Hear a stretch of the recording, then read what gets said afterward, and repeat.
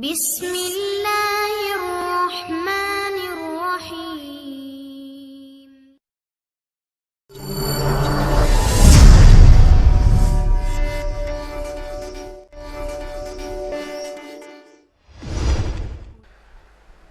خدا کے فضل سے ہم پر ہے سایہ، غوث اعظم کا۔ السلام علیکم ورحمۃ اللہ وبرکاتہ۔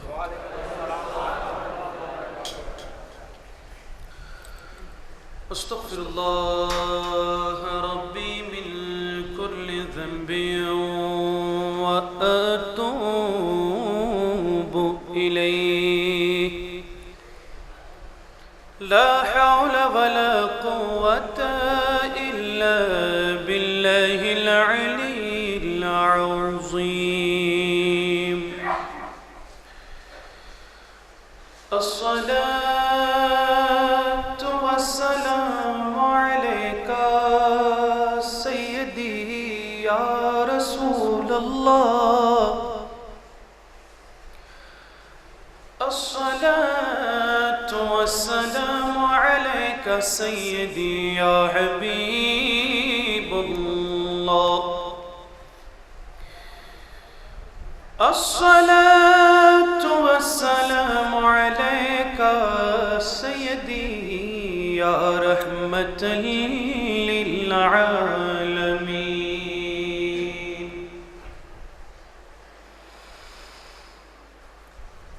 نحمده ونصلي ونسلم على سيدنا ومولانا محمد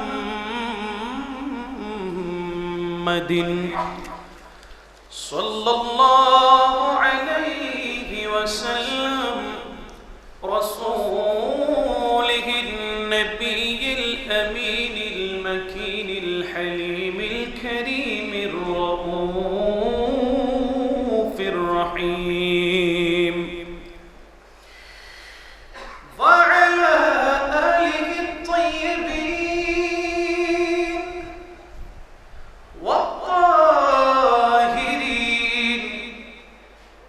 وصحبه الكرام المنتجبين وأولياء أمته وصلحاء ملته أجمعين، أما بعد، فقد قال الله تعالى عز وجل في شان حبيبه ومحبوبه صلى الله عليه وسلم، آمرا ومخبرا، إن الله وملائكته يصلون على النبي، يا أيها الذين آمنوا صلوا عليه وسلموا تسليما، صلى الله على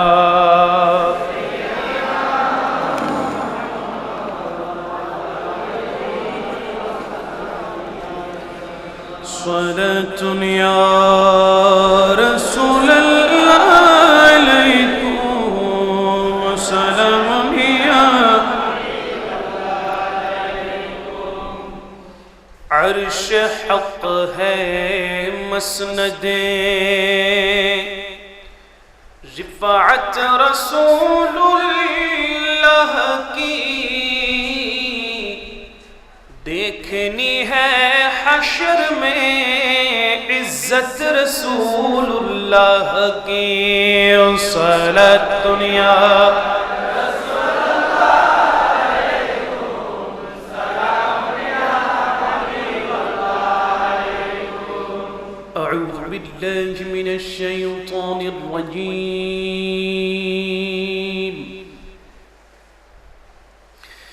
بسم الله الرحمن الرحيم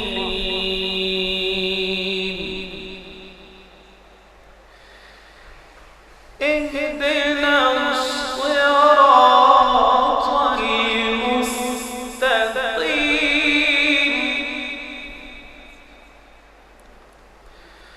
صراط الذين أنعمت عليهم غير المغضوب عليهم ولا الضالين.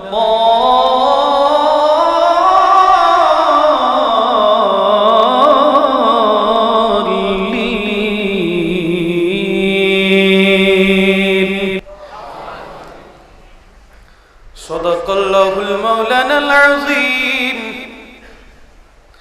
وصدق رسوله النبي الحبيب الكريم ونحن على ذلك لمن الشاهدين والشاكرين والحمد لله رب العالمين.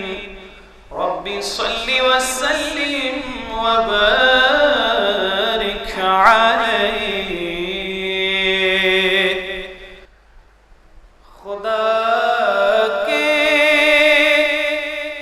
فضل سے ہم پر ہے سایہ غوث اعظم کا.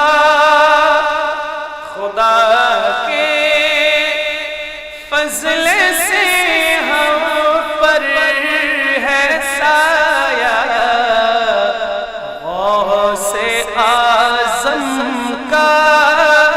ہمیں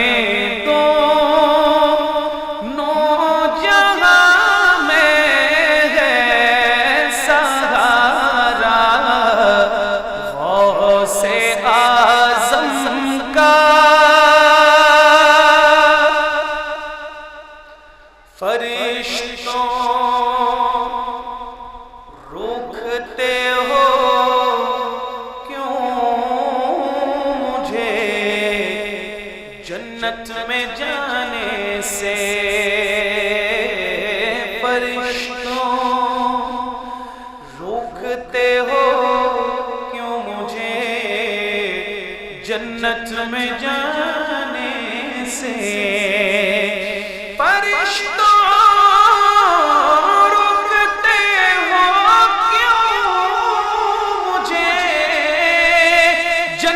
میں جانے سے. یہ دیکھو ہاتھ میں دامن ہے کس کا غوث اعظم کا. یہ دیکھو ہاتھ میں دامن ہے کس کا غوث اعظم کا. عزیزوں کر چکو تیار جب میرے جنازے کو. عزیزوں کر چکو تیار جب میرے جنازے کو.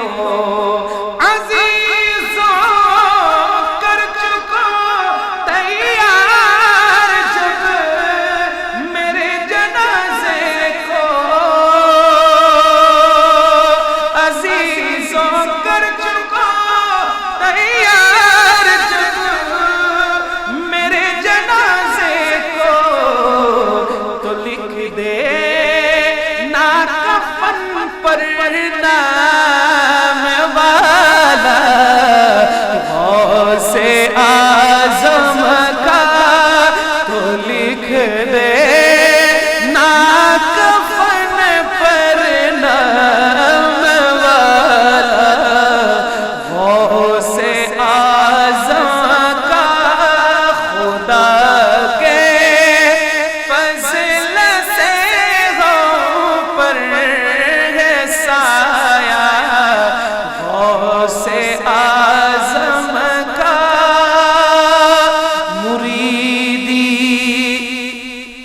لا تخف کہہ کر تسلی دی غلاموں کو مریدی، لا تخف کہہ کر تسلی دی غلاموں کو مریدی، لا تخف کہہ کر تسلی دی غلاموں کو، قیامت تک رہے بے خوف بندہ غوث اعظم کا، قیامت تک رہے بے خوف بندہ غوث اعظم کا، خدا کے فضل سے ہم پر ہے سایہ غوث اعظم کا، بولیں نا سبحان اللہ، ارے تو محبت بولیں سبحان اللہ، مہان رب العالمین علی شان دربارے ہزاروں کروڑوں شکر گزار করছি। রবিউল সানি মাসে গত রাত এমন একটি রাত আমরা অতিবাহিত করেছি, যে রাতে পীরানে পীর দস্তগীর महबूब सुब्हानी कुतुब रब्बानी या शेख सुल्तान सैयद अब्दुल कादिर जीलानी अल गिलानी अल हसनी वल हुसैनी রাদিয়াল্লাহু তাআলা আল্লাহর দরবারে পৌঁছে গেছেন, বলেন না সুবহানাল্লাহ। 11 শরীফ রবিউল সানি মাসের 11 তারিখে 561 হিজরিতে আমার গৌসে পাক দীর্ঘ 91 বছর হায়াতে জিন্দেগি করার পর কামালে ইশকের মাধ্যমে আল্লাহর দরবারে পৌঁছে গেছেন, বলেন না সুবহানাল্লাহ। ওই রাত আমরা অতিবাহিত করেছি। আজ জুমার রাতের পর আজ জুমা, আমরা পবিত্র জুমা আদায়ের লক্ষ্যে অত্র মুবারক মসজিদে উপস্থিত হয়েছি। আল্লাহ পাক জাল্লা শানুহু আমাদের সকলের নামাজকে ইবাদতকে কবুল করুক, আমিন।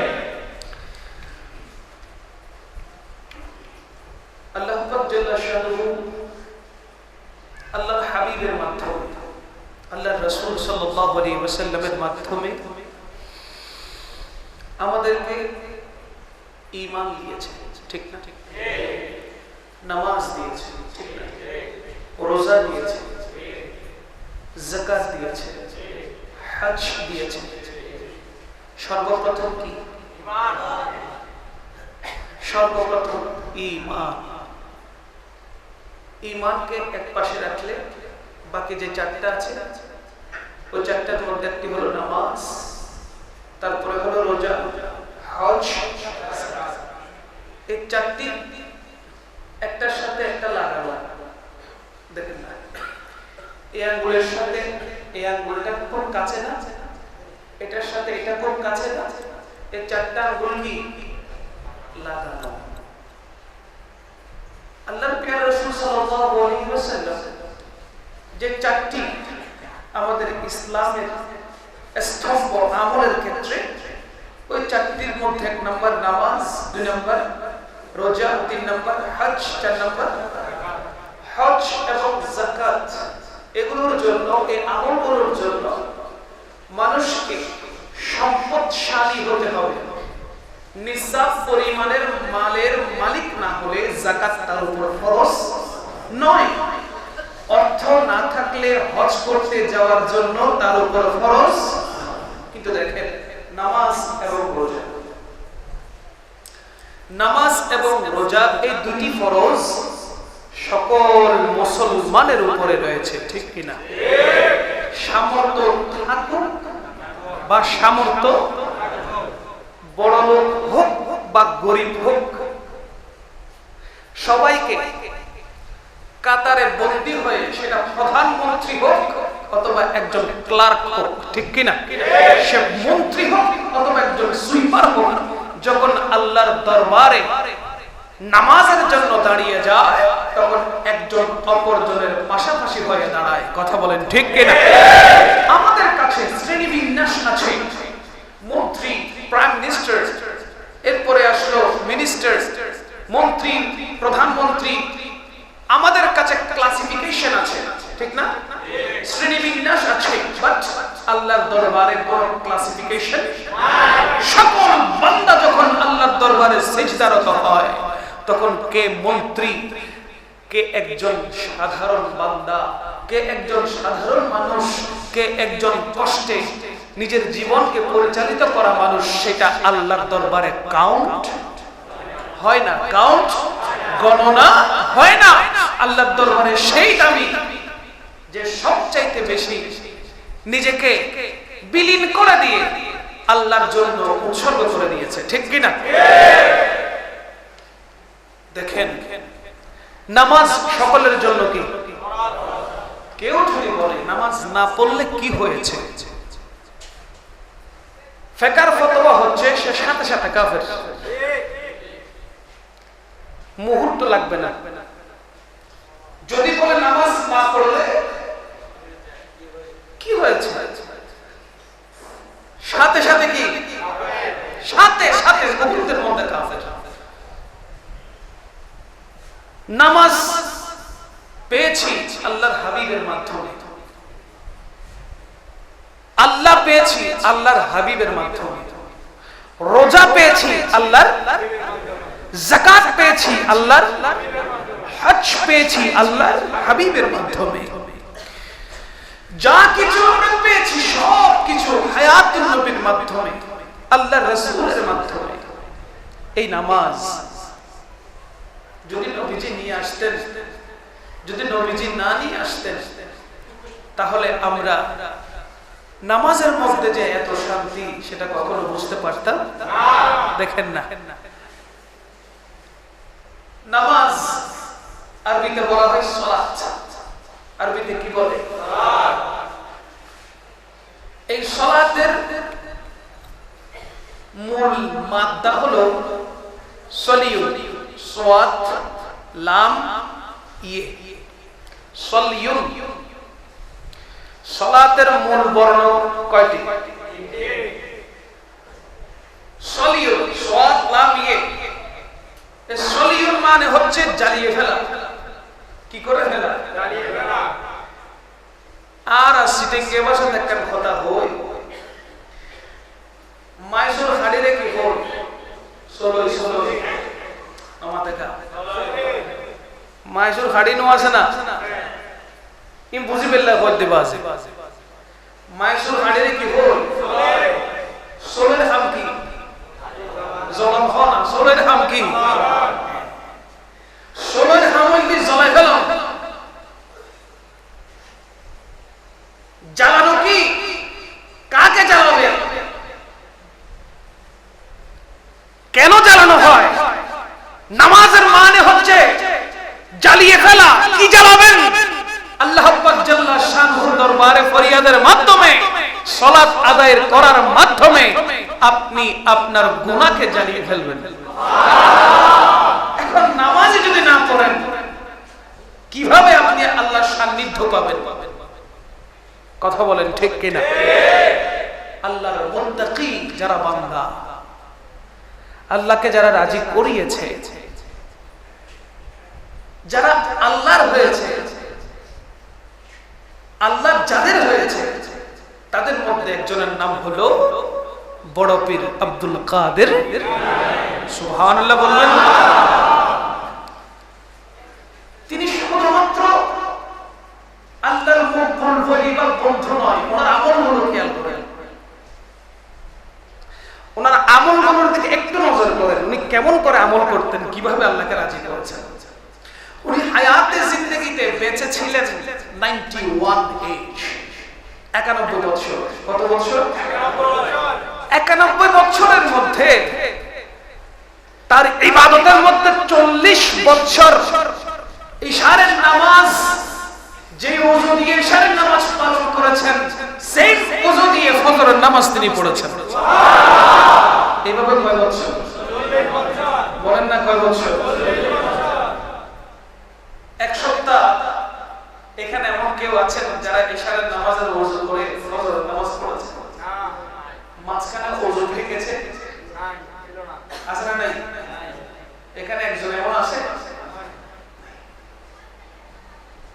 কেমন আল্লাহর বন্ধু কিভাবে আল্লাহর কাছে যাবেন শিখিয়ে দিয়েছেন, আল্লাহকে কিভাবে পাবেন, আল্লাহর নৈকট্য হাসিল কিভাবে করবেন সেটা দেখিয়ে দিয়েছেন, বাতলিয়ে দিয়েছেন, শিখিয়ে দিয়েছেন, চোখে আঙ্গুল দিয়ে বুঝিয়ে দিয়েছেন।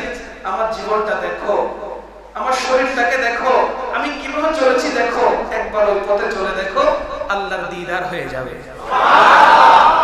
আমার গৌসে পাক বড় পীর আব্দুল কাদের জিলানী আল গিলানী আল হাসানী ওয়াল হুসাইনী তিনি কেমন করে আমল করতেন।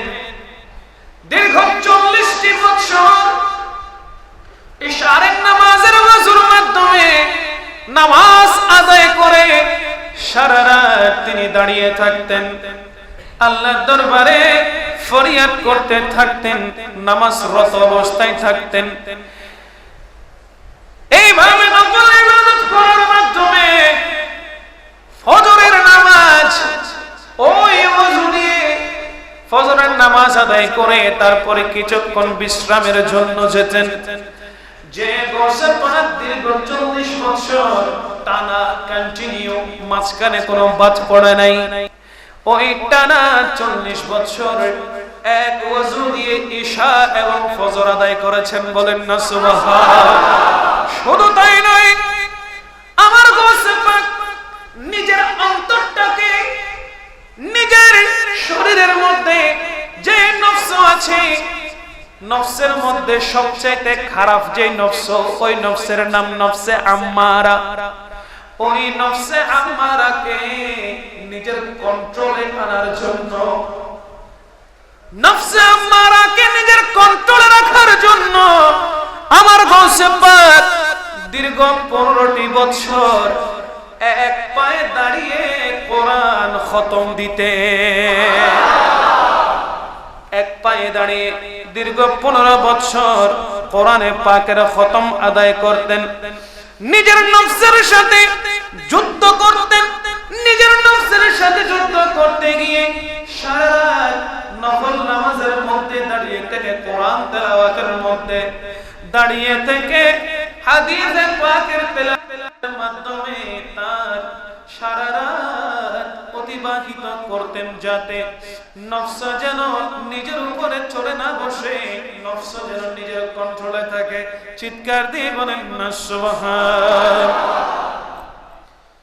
এমনকি আমার গৌসে পাক বড় পীর আব্দুল কাদের জিলানী নিজেকে একটি কামরার মধ্যে আবদ্ধ করে রেখেছেন, একটি রুমের ভিতরে আবদ্ধ করে রেখেছেন। দীর্ঘ 15 বছর এক রুমের মধ্যে, গম্বুজওয়ালা রুম। কি ওয়ালা? গম্বুজওয়ালা। উপরে গম্বুজ থাকে না, গম্বুজ বিশিষ্ট রুমের মধ্যে গৌসে পাক 15 বছর শুধুমাত্র আল্লাহর ধ্যানে মগ্ন ছিলেন। বলেন না সুবহানাল্লাহ। এগুলো কি সম্ভব? সাধারণ কোন মানুষের জন্য সম্ভব না। আমার গৌসে পাক দেখেন কিভাবে ধৈর্য ধারণ, ধৈর্যের পাহাড় কিভাবে হয়েছে। আল্লাহ পাক জাল্লা শানুহু পবিত্র কোরআনুল কারীমের মধ্যে ইরশাদ করেন, বিসমিল্লাহির রহমানির রহিম, ইন্নাল্লাহা মা'আস সাবিরিন। নিশ্চয় নিশ্চয় আল্লাহ ধৈর্যশীলকারী সাথীদের আছেন। ঠিক কি না? যারা ধৈর্য ধারণ করে আল্লাহ তাদের সাথে আছে। ইন্নাল্লাহা, নিশ্চয় আল্লাহ, মা, সাথে আছেন, আস-সাবিরিন, যারা ধৈর্য ধারণ করে। ধৈর্য ধারণকারীদের সাথে কে থাকে? বলেন না কে থাকে? আল্লাহ পাক জাল্লা শানুহু কোরআনুল কারীমের মধ্যে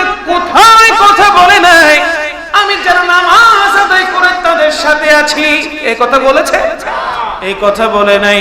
যারা রোজা রাখে আমি তাদের সাথে আছি, এই কথা বলে নাই। যারা যাকাত আদায় করে সাদকা দেয়, ফিতরা দেয়, আমি তাদের সাথে আছি, এই কথা বলে নাই। আমার আল্লাহ কোরআনে পাকে ঘোষণা দিয়ে বলে, আমি তাদের সাথে আছি, আমি তাদের সঙ্গে থাকি, আমি তাদের উপরে রহমত বর্ষণ করি যারা সর্বদা ধৈর্য ধারণ করে। আমার গৌসে পাক বড় পীর আব্দুল কাদের জিলানী তখন তেমন কোন বয়স হয় নাই, এত বেশি বয়স হয় নাই, কিশোরে পদার্পণ করেছে পড়ালেখা করার জন্য। বাগদাদের জমিন থেকে অন্যত্রে গিয়েছে, ওই জায়গায় নিজের পথগুলো চলাফেরা করার জন্য, ভরণ পোষণের জন্য অর্থের প্রয়োজন আছে না নাই? দেখেন আমার গৌসে পাক অর্থ না থাকার কারণে মানুষেরা যেভাবে জীবিকা নির্বাহ করে, বনে জঙ্গলে গিয়ে কাঠ খুঁজে এনে বাজারে বিক্রি করার মাধ্যমে যে অর্থগুলো পাওয়া যায়, ওই অর্থ দিয়ে জীবিকা নির্বাহ করে। আমার গৌসে পাক চিন্তা করলেন, এইভাবে আর কতদিন উপোস থাকব? এইভাবে তো উপোস থাকতে গেলে আমি আর হায়াতে বেঁচে থাকবো না। চিন্তা করলেন, আমিও কাঠ খুঁজে নিব, বন জঙ্গল থেকে কাঠ এনে বাজারে বিক্রি করে আমি জীবিকা নির্বাহ করব। আমার গৌসে পাক ওই খেয়াল করে বন জঙ্গলে গেলেন, কাঠ যখন খুঁজতে লাগলেন দেখতে পেলেন গৌসে পাকের মতো আরো অনেকের জীবিকা ওই বন থেকে হচ্ছে, জঙ্গল থেকে হচ্ছে। আমার গৌসে পাক চিন্তা করলেন, না না না, আমি যদি আল্লাহর কাছে ধৈর্য ধারণ করি, আমি যদি একটু সবর ইখতিয়ার করি, দরকার নাই আমি এখান থেকে অন্যজনের হক আমি মারব না। অথচ দেখেন আমার গৌসে পাক যদি সেখান থেকে কিছু কাট নিত, তাহলে কিন্তু অন্য কেউ হক থাকে পড়ে আছে, বঞ্চনার কাজ পড়ে আছে, এগুলো শুধু নিয়ে একত্রিত করে বাজারে এনে বিক্রি করা। কিন্তু সেটাও গৌসে পাক বললেন কি, আমি যদি এখান থেকে নিয়ে যাই, হয়তো আরেক ভাই এসে বসে থাকবে। আমি যদি এই কাঠগুলো খুঁজে নিয়ে যাই, অন্য কেউ এসে যখন খালি হাতে ফেরত যাবে, তখন সে উপোস থাকবে। আমি গৌসে পাক সেটা সহ্য কেমনে করব? বলেন না সুবহানাল্লাহ। তিনি আর সেগুলো করলেন না, উপোস হয়ে চলে গেলেন। হঠাৎ ক্ষুধার যন্ত্রণা আর সহ্য হচ্ছে না। কতক্ষণ পানি পান করে থাকা যায়? ক্ষুধার যন্ত্রণা টোটাল সহ্য হচ্ছে না। কি করবে এখন? খাবার নাই, খাবার খাওয়ার জন্য অর্থ নাই। হঠাৎ দেখতে পেলেন একজন মানুষ বোনা মাংস রুটি দিয়ে খাচ্ছে। সুবহানাল্লাহ বলেন। গৌসে পাকের নফস চাচ্ছে একটু খাওয়ার জন্য, গৌসে পাক বললে কিন্তু দিবে। ওই যুবক বসে বসে রুটি দিয়ে বোনা মাংস কিনে খাচ্ছে। গৌসে পাক চাইলে বলতে পারতো যে আমাকে একটু করে দাও, অথচ তিনি এই কথা বললে না দিত, বলতো কি, আসো একসাথে বসে খাই। গৌসে পাকের মন চাচ্ছে একটু বলবে, কিন্তু গৌসে পাকের দিমাগ বলে কি না, হয়তো আমার চাইতে বেশি ক্ষুধার্ত সে হতে পারে, তাই এতগুলো খাবার নিয়ে বসেছে, থাক আমি খাবো না, সবার ইখতিয়ার করছে, কিন্তু অন্তর বলছে একটু বলো। এইদিকে যে যুবক খাবার গ্রহণ করছে, হঠাৎ করে দেখতে পেল অনাহারে পেটের মধ্যে হাত দিয়ে তার পাশে একজন ভাই বসে আছে। জিজ্ঞেস করলেন, আপনি কি ক্ষুধার্ত? আসেন একসাথে বসে খাই। সুবহানাল্লাহ। আমার গৌসে পাক সেখানে বলল না, আমি খাবার গ্রহণ করব না। এইভাবে একবার নয়, দুইবার নয়, তিনবার নয়, বারংবার বলার কারণে আমার গৌসে পাক ওই খাবারের কাছে যখন গেলেন, বিসমিল্লাহ বলে যখন প্রথম লোকমা দিলেন, খাবার যখন গ্রহণ করলেন, এক লোকমা দেওয়ার সাথে সাথে ওই যুবক প্রশ্ন করে বসে, হে ফটিক, আপনি আমাকে একটু খবর দিন। খবর বলে কি, আপনি কি এইখানে আব্দুল কাদের নামের কাউকে চিনেন? আপনি কি এইখানে আব্দুল কাদের নামে কাউকে? আমার গৌসে পাক বলে কেন, কি হয়েছে, কি সমস্যা, সে কি অপরাধ করেছে? বলে কি না না না, সে কোনো অপরাধ করে নাই। তার আম্মা জান উম্মুল খায়র ফাতেমা রাদিয়াল্লাহু তাআলা আনহা আমার মাধ্যমে 8টি স্বর্ণ মুদ্রা পাঠিয়েছে। সুবহানাল্লাহ। আমার মাধ্যমে স্বর্ণ মুদ্রাগুলো পাঠিয়েছে। 3 দিন ধরে এই জমিনের মধ্যে চতুর্দিকে খুঁজতেছিলাম, কোথাও পাচ্ছি না। আমি যে টাকাগুলো নিয়ে এসেছিলাম সেগুলো খরচ হয়ে গেছে। এখন আমার যদি এই টাকা তার হাতে দিতে না পারি আমি বড় পাপী হয়ে যাব। খুঁজতে খুঁজতে হয়রান হয়ে গেছি, কেউ কোনো সন্তান দিতে পারছে না। তখন গৌসে পাক বলে আর চিন্তার কারণ নাই, তোমার সাথে বসে যে নাস্তা করতেছে সেই হলো আব্দুল কাদের। বলে দিলেন আমি আব্দুল কাদের। তখন সাথে সাথে ওই যুবক বলল হুজুর আপনি আমাকে মাফ করে দেন, এই খাবারগুলো আমার টাকায় কিনা না, যেই টাকা আপনার আম্মা জান আমাকে দিয়েছে ওই টাকা থেকে আমি ক্ষুধার যন্ত্রণা সহ্য করতে না পারে দোকান থেকে কিনে এনেছি। কিছুক্ষণ আগে আপনি আমার মেহমান ছিলেন আর এখন আমি নিজেই আপনার মেহমান হয়ে গেলাম। দেখেন, তারপরও অন্যের হক তিনি গ্রহণ করে নাই। সুবহানাল্লাহ। বা অন্যের হক তাকে আল্লাহ গ্রহণ করায় না। কথা বলেন ঠিক কি না? যিনি সর্বদা পুরো জিন্দেগীর মধ্যে হারাম রক্ত ছাড়া, হারাম দিন ছাড়া সব সময় তিনি রোজা অবস্থায় থাকতেন। ভাই যার জন্মটা রোজা নিয়ে হয়েছে, যার জন্মটা কি হয়েছে? রোজা নিয়ে হয়েছে। যিনি রোজা মুখে নিয়ে দুনিয়ায় তাশরীফ নিয়ে এসেছেন তিনি গৌসে পাক। বলেন না সুবহানাল্লাহ। একটু চিন্তা করে দেখেন তো, তার পুরো জিন্দেগিটা ইবাদতের মাধ্যমে এবং আল্লাহর নৈকট্য হাসিল করার মাধ্যমে কেটেছে, ঠিক কি না? মানুষ খুব বেশি করে ইবাদত করলে, 5 ওয়াক্ত নামাজ আদায় করলে উলামায়ে দ্বীন থেকে একটু দোয়া নেওয়ার জন্য মানুষ আসে না? হুজুর আমাকে একটু ফু দেন, বলে কি না?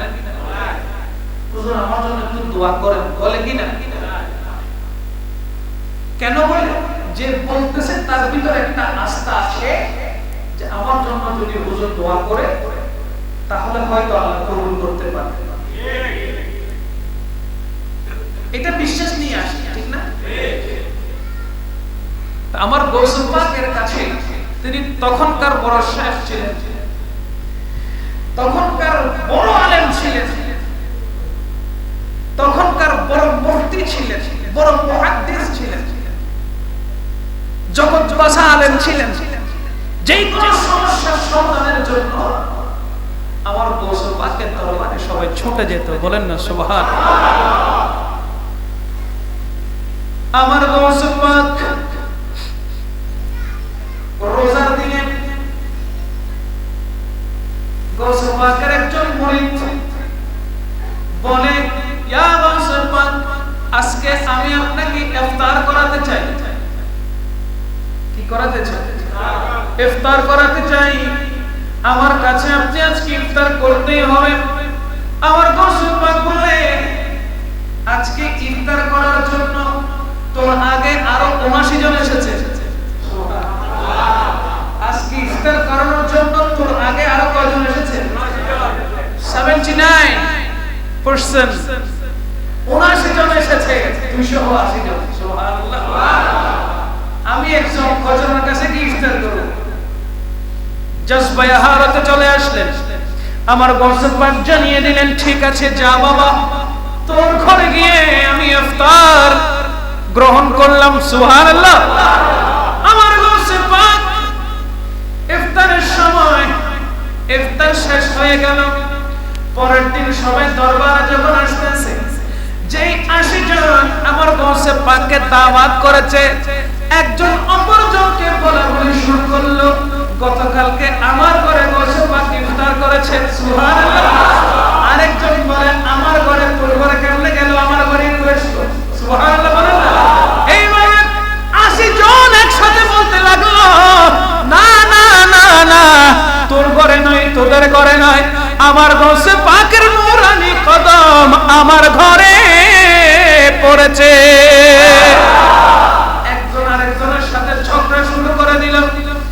সবাই তখন বলতে লাগলো, খবরদার আর কোনো ঝগড়া করিস না, এই ফয়সালা খুব গোশত পাক দিবে। আর ঝগড়ার দরকার, এই ফয়সালা কে দিবে? গোশত পাক খুব নিজে দিবে। এই কথা বলার পর ওই 80 জন সবাই গোশত পাকের দরবারে এসেছে। এই ওয়াকিয়াগুলো বাহাজাতুল আসরার কিতাবের মধ্যে পাবেন, আর অনেকগুলো কিতাব আছে। এই ঘটনাগুলো পাবেন, পরে দেখবেন নিজে হায়রান হয়ে যাবে, সুবহানাল্লাহ।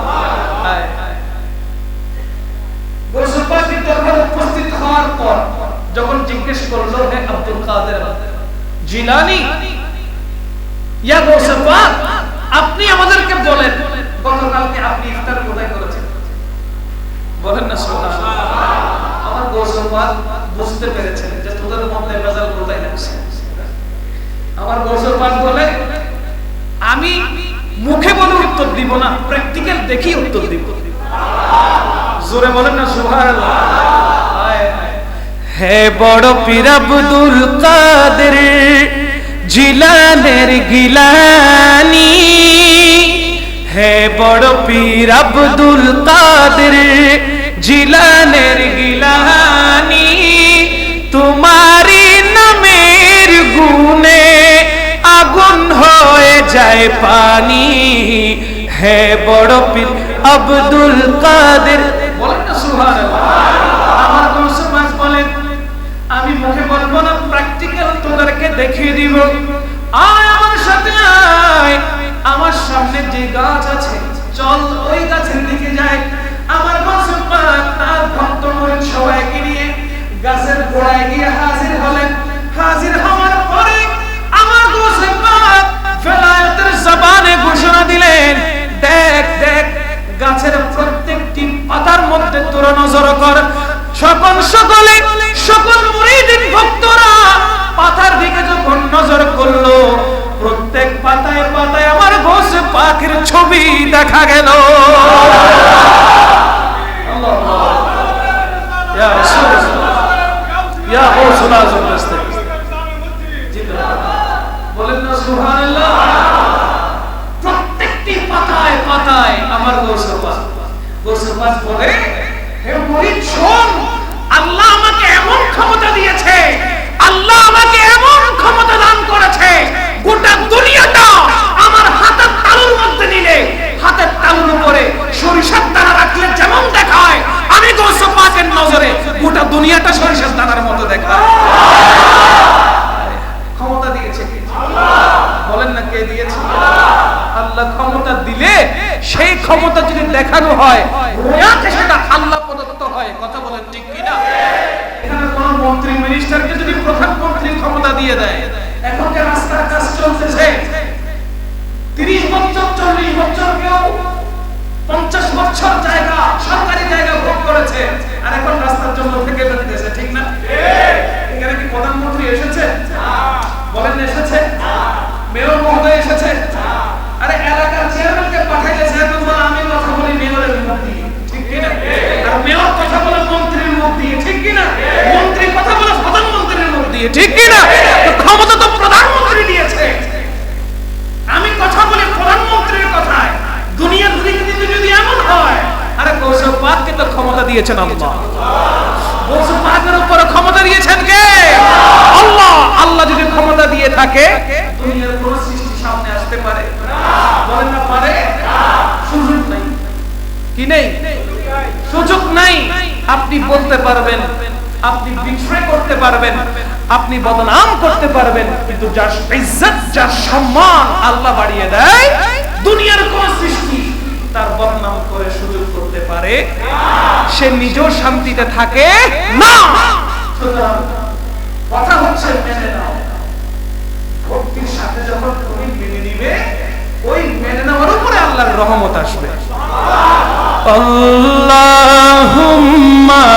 সাল্লি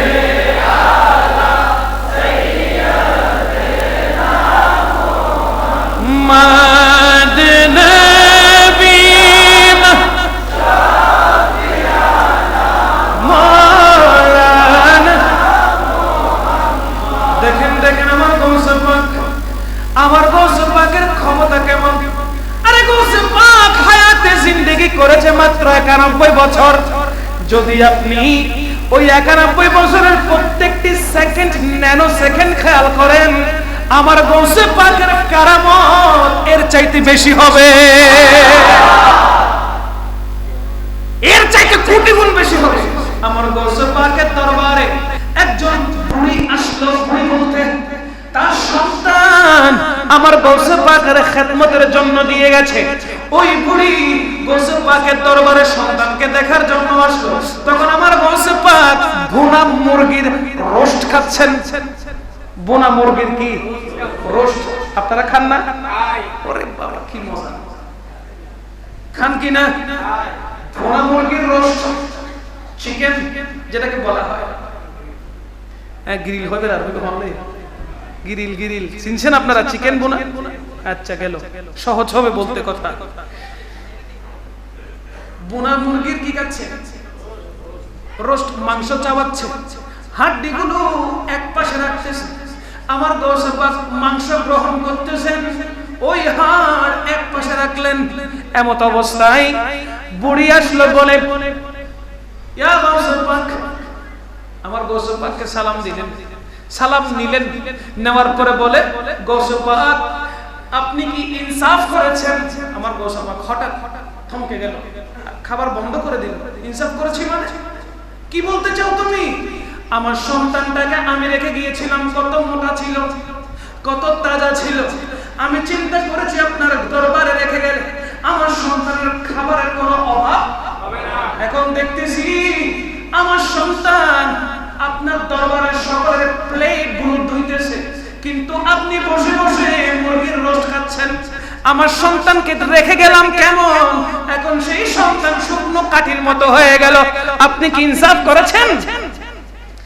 এই কথা বলা মাত্রই, এই কথা শোনা মাত্রই, এই কথা ওই মহিলা উচ্চারণ করা মাত্রই আমার গৌসে পাক এতক্ষণ পর্যন্ত যে ভুনা মুরগিগুলো খাচ্ছিলেন, যে মুরগির মাংসগুলো খাচ্ছিলেন, ওই মুরগির মাংসের হাড়গুলোকে ইশারা করে বললেন, হ্যাঁ মুরগি তুই এখন জিন্দা হয়ে যা। বলার দেরি, দেখেন মুরগির জবে হয়েছে, জবে হওয়ার পরে চুলায় গিয়েছে, চুলায় যাওয়ার পরে মুরগি বুনা মাংস হয়েছে। বুনা মাংস হওয়ার পরে ওই মাংস গৌসে পাক গ্রহণ করেছেন। গৌসে পাকের জবানের হুকুম যখন হয়ে গেল, আমার আল্লাহ বলে, গৌসে পাক তুমি আমার মকবুল বান্দা, তোমার মুখ দিয়ে উচ্চারণ হওয়া প্রত্যেকটি শব্দ আমি খোদার কুদরতি শব্দ। এইদিকে গৌসে পাক বললেন জিন্দা হয়ে যা, সাথে সাথে ওই মুরগি আবার জিন্দা হয়ে গেল।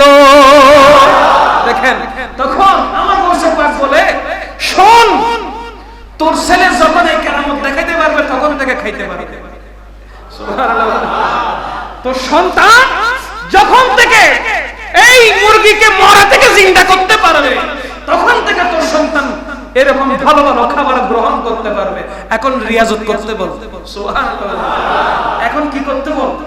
রিয়াজত। আর আমরা রিয়াজত করি পেট নিয়ে। কি নিয়ে? পেট নিয়ে।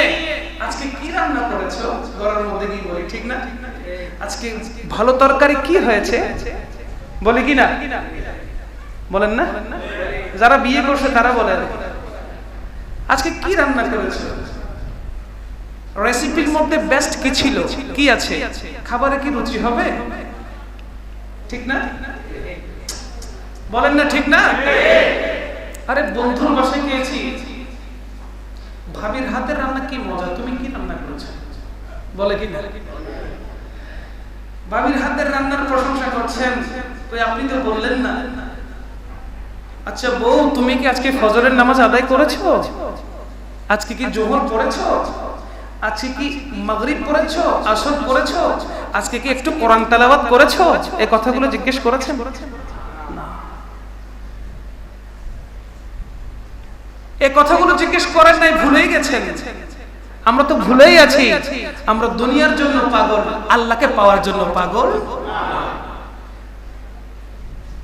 আজকে থেকে বলবেন, যে ওয়াক্তে ঢুকবেন ওই ওয়াক্তে বলবেন, যে সময়ে ঢুকবেন ওই সময়ে বলবেন, রাতে যখন বিশ্রামে যাবেন তখন বলবেন, আজকে তুমি ভালো কি কি কাজ করেছো একটু বলো, আজকের দিনে তুমি কি কি ভালো কাজ করেছো একটু বলো।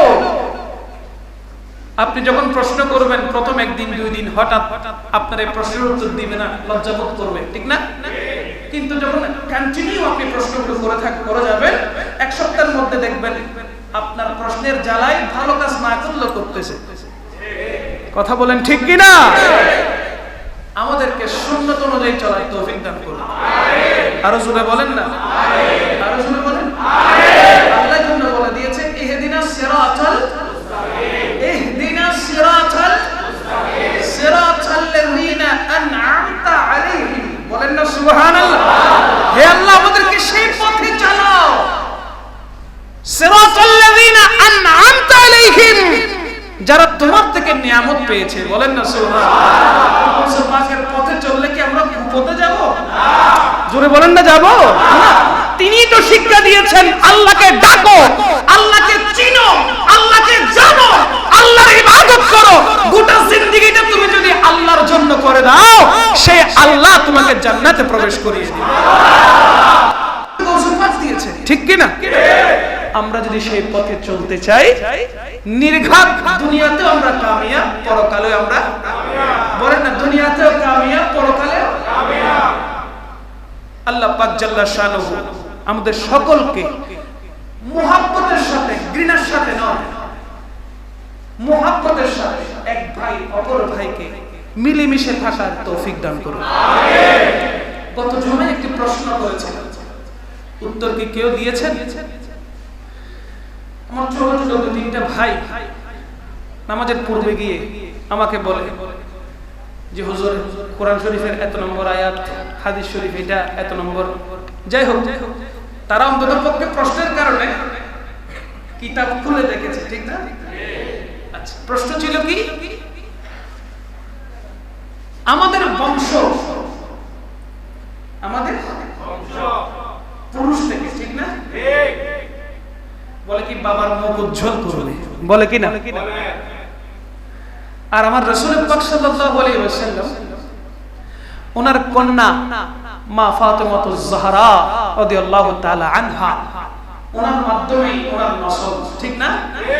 দেখেন কেন, কারণ কি? কারণ হলো আমার রাসূল পাক সাল্লাল্লাহু আলাইহি ওয়াসাল্লাম হলো শেষ নবী, আখেরি নবী, শেষ নবী। নবীর পর কোন পুরুষ আমার নবীর নসল দিয়ে আল্লাহ বাঁচিয়ে রাখেন না, আল্লাহ বেঁচে রাখেন না। সবাই কিশোর অবস্থায়, ছোট অবস্থায় পর্দা করেছে, ইন্তেকাল করেছে, যুবক হয় না। কারণ আমার নবী বলে, আমি শেষ নবী, আমার সন্তান যদি বেঁচে থাকে তাহলে মানুষ ফিতনায় পড়বে, বলবে কি আমার পরে আরেকজন নবী থাকবে, আমার সন্তানও নবী হবে। এরকম সমস্যা হতে পারে কিনা? আল্লাহ সেজন্য আমার উম্মতদেরকে বাঁচিয়েছেন, আল্লাহ সেজন্য আমার উম্মতদেরকে রক্ষা করেছেন, আমার মাধ্যমে শেষ নবী, আমি শেষ নবী, আমি এখানে শেষ। সুতরাং আমি রাসূল পাকে পাঞ্জাতনকে যখন বলেছি এগুলো আমার আওলাদ, এগুলো আমার বংশধর, আমার এই জবানটাই হলো শরীয়ত, আমার এই জবানটাই হলো আল্লাহর হুকুম। সুবহানাল্লাহ, বলেন না সুবহানাল্লাহ। নবী, আমার কথা কি বুঝে এসেছে? ক্লিয়ার বুঝেছেন? আমার নবী যাদেরকে নিজের বংশ বলেছেন। আচ্ছা, নবী কোরআন কার উপর নাজিল হয়েছে? সবাই বলবেন কার উপর? জোরে বলেন না। কোরআন কার উপর নাজিল হয়েছে? কোরআন নাজিল হওয়ার সময় কোরআনের অক্ষরগুলো কি সাহাবায়ে কেরাম দেখেছে? এক গেল সেই টাইম কোরআন নাজিল হচ্ছে, আমার নবী কথা বলে নাই, যেগুলোকে বলা হয় হাদিস। কি বলা হয়? হাদিস। আমার রাসূল পাক যা কথা বলেছেন, যা কাজ করেছেন, মনসম্মতি যা ছিল সেগুলোকে বলা হয় কি? হাদিস। এখন আসেন, নবী যেটাকে কোরআন বলেছে সেটা কোরআন। আমার কথা বুঝে আসতেছে? নবী যেটাকে হাদিস বলেছে সেটা হাদিস। অথচ নবীর জবান দিয়ে কোরআনও বের হয়েছে, হাদিসও বের হয়েছে। সুবহানাল্লাহ বলেন না? নবীর জবান দিয়ে কোরআনও বের হয়েছে, কোরআন এবং হাদিস দুইটা বের হয়েছে কোন জবান দিয়ে? জবান কি দুইটা না একটা? জোরে বলেন কয়টা? একটা জবান দিয়ে কোরআনও বের হয়েছে, একটা জবান দিয়ে হাদিসও বের হয়েছে। আমার রাসূল যেটাকে কোরআন বলেছে সেটা কোরআন হয়েছে, আমার রাসূল যেটাকে হাদিস বলেছে সেটা হাদিস হয়েছে। জোরে বলেন না সুবহানাল্লাহ। এজন্য নবী বলে এ পাকে পাঞ্জাতন মাওলা আলী, ফাতেমা, হাসান, হুসাইন এবং আমি রাসূল, এগুলো হলো আমার বংশধর। সুতরাং এখান থেকেই আমার বংশ জারি থাকবে।